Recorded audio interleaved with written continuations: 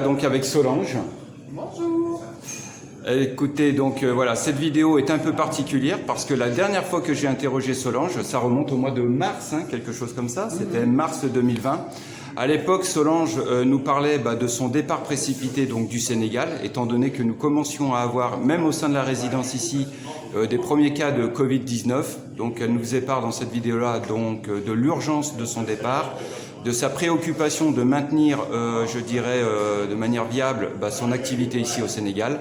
Donc tout ça, elle va nous en parler. Elle va nous parler également aussi de ses difficultés qu'elle a pu rencontrer en France, et puis aussi des possibilités, ou du moins comment elle a pu faire pour revenir ici au Sénégal. Voilà. Tout ça, donc, je vous remettrai aussi le lien donc de cette précédente vidéo. Pour ceux qui ne l'ont pas vue, je vous invite à la voir, voilà, tout de suite après celle-ci. Alors Solange, donc tu es revenue là, il y a quoi, il y a à peine quelques jours en fait. 4 jours, mardi. Mardi. Mardi, 4 jours. Est-ce que ça a été difficile pour revenir? Alors, les démarches administratives n'ont pas difficile du tout. Moi, je suis passée par l'ambassade du Sénégal de Paris, avec, justifiant bien entendu de ma situation professionnelle et de ma carte de résident même périmée. J'ai eu, même pas 24 heures, j'ai reçu mon autorisation d'embarquement. En revanche, l'ambassade m'avait précisé qu'il fallait en plus justifier d'un motif impérieux. Oui. Que j'ai rempli, et par contre on ne me l'a pas du tout demandé. Je l'ai rempli en fait en expliquant le pourquoi et en même m'appuyant avec mon comptable qui m'a fait une attestation. Oui. Précisant que j'étais gérante d'un restaurant et que c'est pour ça qu'il fallait que je vienne pour voir un peu la situation de près.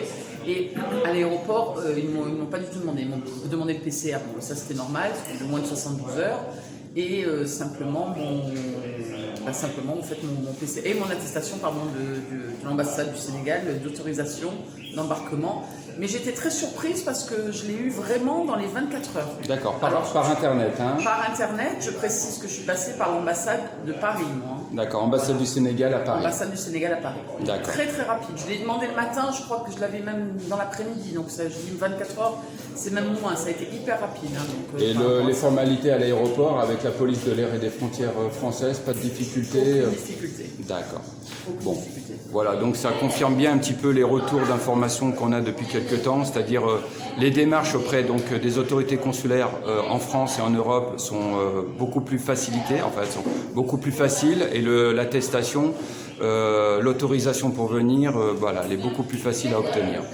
Solange, donc tu es revenue. Alors je dois le dire, je le dis devant la caméra, il m'est arrivé durant mon parcours ici au Sénégal de rencontrer des gens qui devaient quitter le Sénégal pour X raisons, en me disant qu'ils reviendraient. Je dois dire que tu es la première, Solange, à être revenue, effectivement. Beaucoup de gens qui ont quitté le Sénégal en me disant qu'ils reviendraient plus tard, quand leur situation le permettrait, ne sont jamais revenus. Donc pour moi, c'est tout à ton honneur. Je trouve que ça a dû te demander beaucoup de courage, de détermination.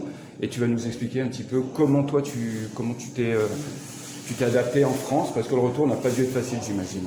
Le retour n'a pas été facile pour pas mal de raisons, parce qu'effectivement, comme nous, on avait investi dans ce restaurant et qu'on envisageait de rester quand même ici à l'année et de vivre. Alors, on parle de vivre correctement, c'est-à-dire de réussir à payer nos factures, à vivre correctement. Effectivement, ça nous a un peu coupé l'herbe sous le pied. On a eu une chance inouïe, c'est que mon mari a trouvé une place saisonnière sur la France, où il a pu faire la saison donc, de mai à septembre exactement, histoire de remettre du beurre dans les épinards, parce qu'effectivement on avait zéro revenu. On s'est beaucoup sacrifié pour continuer à payer l'ensemble des charges qui étaient dans ce restaurant, les loyers, les charges, les salaires quand même de nos deux employés qui ont tenu la barque comme elles ont pu, et de manière même franchement plus que respectable et plus que louable. On a tenu, et puis on s'était fixé l'objectif de revenir pour un peu prendre la température et voir comment ça pouvait se passer. Effectivement, ça a été un sacrifice, parce que qui dit payer les charges ici, etc., ça veut dire qu'au niveau de notre budget personnel, on n'a pas roulé sur l'or, et on a fait... Au niveau hébergement, vous aviez un hébergement? Au niveau hébergement, heureusement, on avait un hébergement, bien sûr. Et après, c'est particulier, parce que c'est quand même... c'était 500 € par mois, quand même. Donc, il fallait que vous assuriez vos dépenses et vos besoins là-bas, et également ici. Et également ici. Donc, ça a été très lourd et très compliqué. Et puis la fatalité a voulu que mon mari aurait pu travailler plus longtemps, mais en France tout a fermé. Oui. Et oui, vous avez eu le confinement. On a eu des confinements respectifs, donc voilà, et on s'était dit qu'on reviendrait parce qu'on est très, comme je te l'ai toujours dit, je suis très attachée au Sénégal. Tu as des liens avec le Sénégal. J'ai des liens très profonds avec le Sénégal. Je ne veux pas renoncer, je ne renoncerai d'ailleurs pas, mais bon, c'est vrai qu'il faut vraiment s'accrocher, quoi. Il faut faire des sacrifices par rapport à beaucoup de choses en se disant qu'il y aura des jours meilleurs auxquels je crois. Mais c'est très compliqué parce que gérer à distance, ça veut dire que moi j'essayais avec Marie par les réseaux sociaux de faire de la publicité pour qu'elle arrive à avoir du monde de l'extérieur qui vienne, pour pouvoir avoir un minimum de couverts et de travail, je dis bien un minimum, ce qui lui a permis, elle, de nous soulager de temps en temps et de régler ici certaines factures, dont les factures d'électricité, qui, comme tu le sais, l'électricité au Sénégal est quand même assez chère. Pour histoire, c'est 200 000 francs CFA tous les 2 mois quand même. Hein. Ah, vous aviez 200 000 francs Ça fait grosso modo 300 € d'électricité de manière bimestrielle. Donc, elle a fait des économies ici, elle a débranché certains congélateurs. En fait, écoute, on a fait système D. Je peux pas dire la débrouillard, à la sénégalaise. À la sénégalaise, voilà. Mais je te dis, je remercie vraiment très très profondément mes employés, mes 2 employés, que ce soit Marie comme Henriette. Parce qu'elles ont été d'une dévotion et elles n'ont pas pris de jour de congé, elles sont venues m'ouvrir tous les jours, elles ont essayé, et moi je les tenais à distance, on se remontait mutuellement le moral. Non, ça a été une très belle expérience sur le plan humain, ces difficultés, cette crise sanitaire. Voilà, pour ça, j'en garderai un très bon souvenir, quoi. Quand tu es parti, quand tu avais fait la vidéo à l'époque, les Français qui vivaient ici, je le rappelle, on n'avait aucune information. Nos représentants, donc les conseillers consulaires de l'époque, ne donnaient aucune nouvelle. Les billets d'avion étaient excessivement chers. On appelait ça à l'époque des vols de rapatriement, ce qui est faux, c'est l'hypocrisie. Ça restait des vols commerciaux et les prix étaient plus que doublés. Donc ça, c'est pas normal, il faut toujours en parler. Quand tu es rentré en France, est-ce que tu as pu bénéficier d'une aide, d'un soutien? Est-ce que tu t'es senti encadré? Non, pas du tout. J'ai bénéficié d'aucune amie ici en France. Bon, à la fois, je ne vois pas dans quelle mesure j'aurais pu demander une aide, dans la mesure où j'ai pris l'initiative d'ouvrir quelque chose en Afrique, donc c'était un peu une initiative personnelle. Non, ça a été, il faut se remettre au goût du jour. En France, l'avantage qu'il y a en ce moment, c'est que dans certains domaines, il y a du travail et beaucoup en intérim. C'est ce que tu as pu faire. Donc c'est ce qui aide les gens actuellement, notamment dans tous les domaines de l'alimentaire ou de l'assurance. Voilà. Heureusement. Est-ce que ça va durer? Ça, je ne sais pas, parce que la situation se complique un petit peu. Et de plus en plus même d'ailleurs. Voilà. D'accord. Une question que j'aimerais te poser, Solange. La première, c'est j'ai beaucoup de Français ou d'Européens, de Belges, d'Italiens, etc., qui voudraient s'installer ici au Sénégal parce qu'ils estiment que la vie qu'ils mènent là-bas va devenir de plus en plus invivable, entre guillemets, pour eux. Vrai. Quels seraient les conseils ou qu'est-ce que tu pourrais leur dire à ces gens-là, vu que toi, tu tiens une affaire ici? Alors moi, je pense que ce qu'il faut, c'est, comme je te le disais tout à l'heure, tout est faisable, mais moi, je pense qu'il faut vraiment s'adresser à des Sénégalais, tu vois.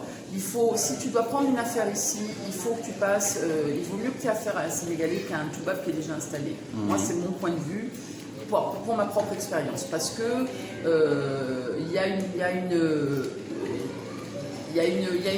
moi, il y a une logique, en fait, si tu veux, là-dedans, dans cette démarche.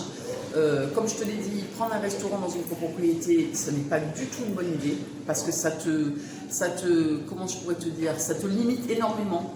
Oui. Dans la mesure où les gens qui viennent dans les copropriétés, lorsqu'il y a un restaurant qui est attenant, c'est des gens qui viennent 3-4 mois et qui ont le sentiment que le restaurant leur appartient, et par conséquent, tu ne peux pas te développer complètement professionnellement. Il vaut mieux prendre un petit truc dans un quartier populaire ou dans un quartier ou en ville, en plein centre-ville, plutôt que dans un endroit où tu as des gens qui ne viennent que qu'en vacances, quelques mois.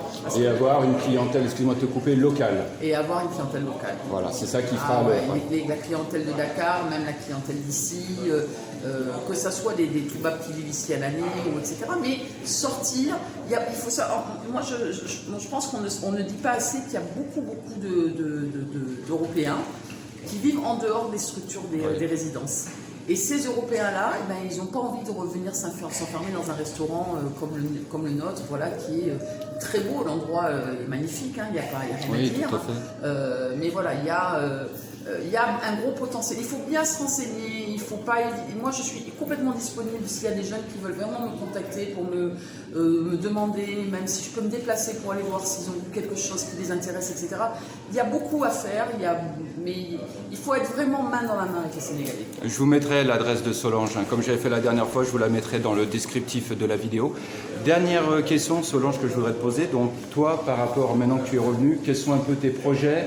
Est-ce que vous souhaitez faire perdurer le bar ou alors vous êtes totalement remis en question là-dessus? Alors on s'est totalement remis en question, mais pour les raisons que je viens de t'évoquer là, pour te dire que moi j'ai envie de développer de la restauration, mais pleinement, c'est-à-dire la restauration parce qu'il se trouve que c'est le domaine de mon mari et que c'est le domaine dans lequel on est bien. Nous, faire plaisir aux gens, le plaisir de la table, c'est un plaisir qui nous a toujours plu, mais pas dans une copropriété. Donc nous, en fait, concrètement, là on arrête ici d'ici peu. Et on est sur d'autres projets qui correspondent aujourd'hui à mes attentes. Mais c'est vrai que je ne pouvais pas en amont savoir comment ça pouvait se passer. Je n'avais pas la notion du différentiel entre un restaurant dans une copropriété et un restaurant centre-ville. Aujourd'hui, je l'ai. Tu as plus de recul. Aujourd'hui, j'ai plus de recul et voilà, il y a des erreurs qu'il ne faut pas commettre. Salut Marie. Salut, viens faire un petit coucou à la caméra. Bien, tu mérites. Viens. Voilà, Marie qui a tenu le bar-restaurant durant l'absence de Solange. Voilà, et c'est normal que... Viens. C'est elle qui nous a sauvé la vie d'ailleurs. Tu fais un petit coucou, tu dis quelque chose? Rien. Voilà. En tout cas, bravo à toi. Voilà. Bravo, c'est clair. Voilà. Solange, je crois qu'on a fait le tour. Est-ce qu'il y aurait vraiment quelque chose qui tient à cœur, une dernière chose que tu aimerais faire partager aux gens? J'espère que ça va aller mieux. J'espère qu'on va avoir tous des jours meilleurs parce que là, on a un peu le moral en berne. Nous, personnellement, ça nous a coûté beaucoup d'argent et on n'a pas fait un franc CFA de bénéfice. Pas un franc de bénéfice. Donc bon, c'est un gros sacrifice, mais après, le proverbe dit quand on aime, on ne compte pas. Et moi, j'aime éperdument le Sénégal. Donc voilà. Écoute, c'est tout à ton honneur. En tout cas, merci et à très bientôt, Solange. Merci à toi.